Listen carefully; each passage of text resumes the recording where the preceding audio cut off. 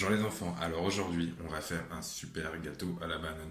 Super, c'est pas trop vrai, moi j'ai niveau pâtisserie, gâteau, même cuisine, je suis plutôt moyen. On va voir si vous pouvez faire mieux que moi. Donc pour commencer, on va se laver les mains. Alors ne faites pas comme moi, ne faites pas couler l'eau aussi longtemps que je l'ai fait. Vous sauverez la planète. Merci.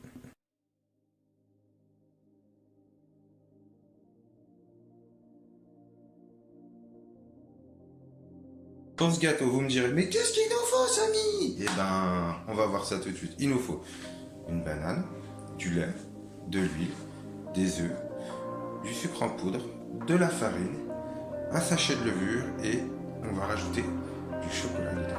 Une tablette de chocolat qu'on fera fondre à 20 minutes. Donc notre gâteau pour 5 personnes, on va commencer, on va mettre 6,5 cuillères à soupe de farine. Donc je me lève, vous ne me verrez plus.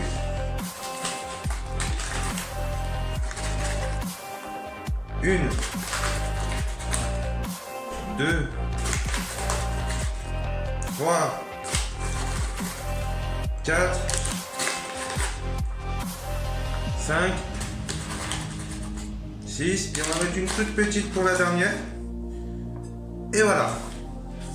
Ensuite, on va mettre 5 cuillères à soupe de sucre. De toute façon, on va compter en anglais, vous comptez avec moi. 1, 2, 3, 4, 5. Ensuite, 4 cuillères à soupe de lait. Donc, on met la cuillère, on verse le lait dans la cuillère et une fois qu'elle est remplie, on renverse dans le saladier. Après doué, hop, et 4. Ensuite, on va mettre 2,5 cuillères d'huile. Donc, moi j'ai mis pris de l'huile au programme, vous pouvez mettre une autre huile. Une, deux, et on la remplit un petit peu à la moitié de la cuillère, 2,5. Nous allons casser 2 œufs à l'intérieur.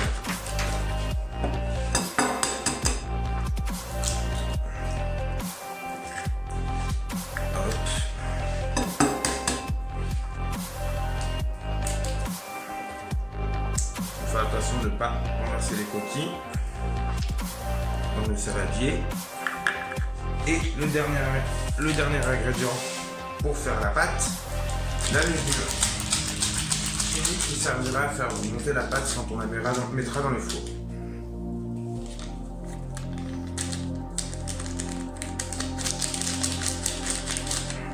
Hop.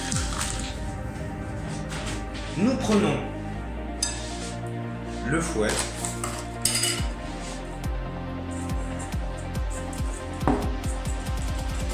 Et on fouette la pâte là-bas. Gentiment. Sans agressivité, bien sûr. Une fois que votre pâte sera prête, c'est-à-dire que vous avez une pâte sans grumeaux, on viendra y mettre le chocolat que l'on aura fait fondre au bain-marie. Donc maintenant, on passe au chocolat. La tablette de chocolat, on va la faire fondre à bain-marie. Donc, on va casser des petits morceaux, des morceaux de carré dans le chocolat, dans le bol, excusez-moi.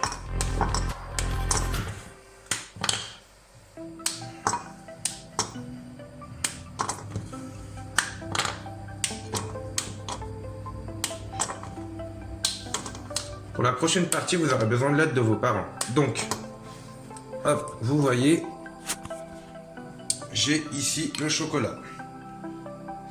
Et là, j'ai ma cocotte dans laquelle je vais faire chauffer de l'eau.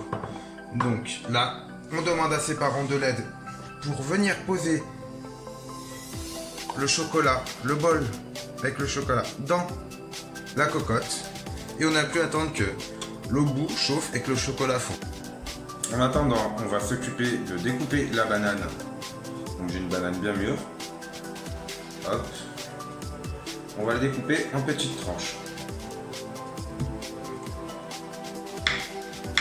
Et on viendra la placer tout à l'heure dans la pâte.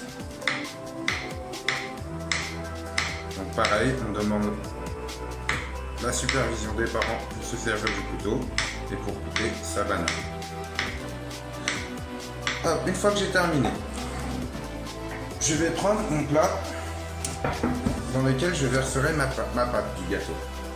Donc maintenant, on va mettre du beurre, ou un morceau de beurre, et venir dorer le plat, tout simplement, quand on devra démouler le gâteau, tout à l'heure. Après la cuisson, le gâteau ne collera pas. Alors, mon morceau de beurre, moi je le fais avec les mains, donc on a toujours les mains propres. Si entre temps vous avez touché autre chose, vous retournez, vous lavez les mains. Et on vient beurrer de partout sur le plat. Je continue et je vous montre après.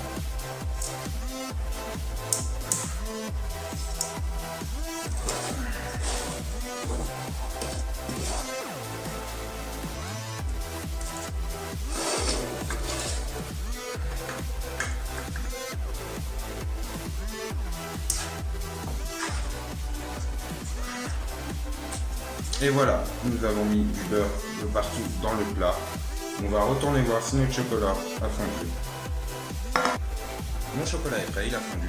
N'hésitez pas à demander, même demander simplement à vos parents de sortir le chocolat de son bain-marie. C'est très chaud et vous voyez, je pense pas que vous avez vu. Donc, mon chocolat est là dans mon bol. Et tout simplement, je vais venir le renverser dans ma pâte.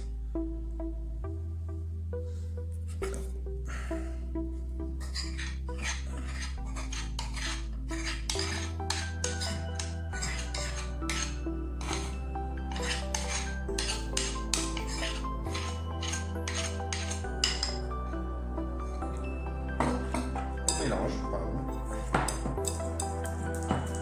jusqu'à que la pâte devienne entièrement couleur chocolat.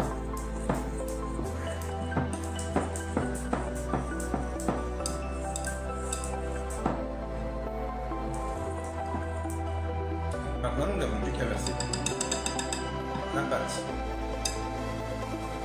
dans le plat à gâteau. Et c'est parti.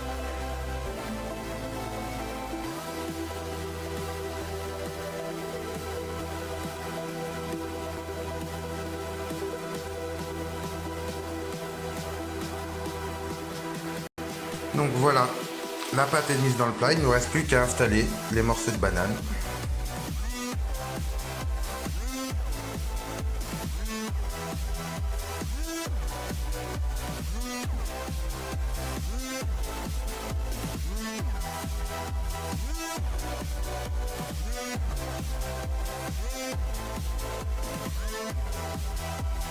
Et voilà, mon gâteau est prêt.